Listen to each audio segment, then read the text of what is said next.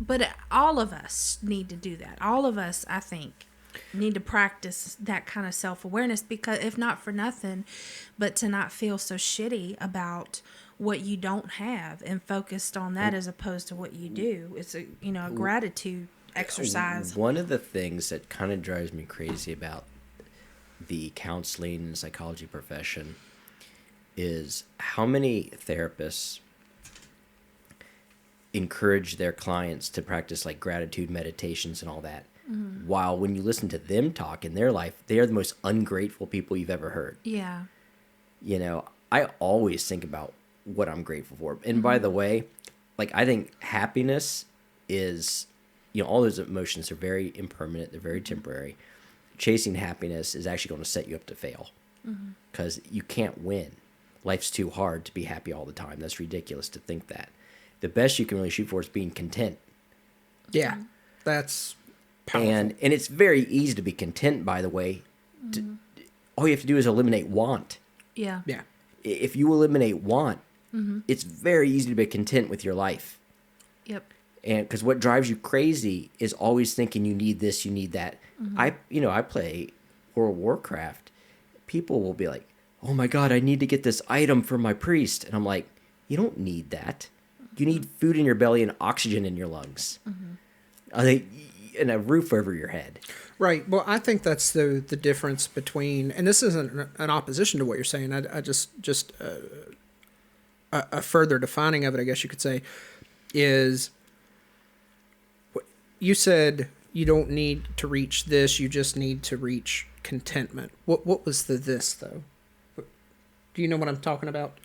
Like trying to get to the happiest. Oh, seeking happiness. Yeah, versus chasing happiness. Chasing land happiness of versus happiness. contentment. Yeah. Right, and need equals content.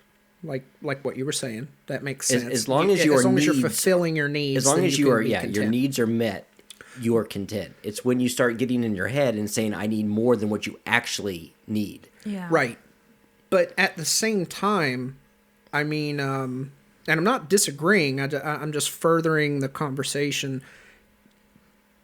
Productivity comes from that desire and that want versus that need. Humans are driven for more. Yeah. That's why we have airplanes. Right. And we didn't just stop at a square wheel. Yeah. Right.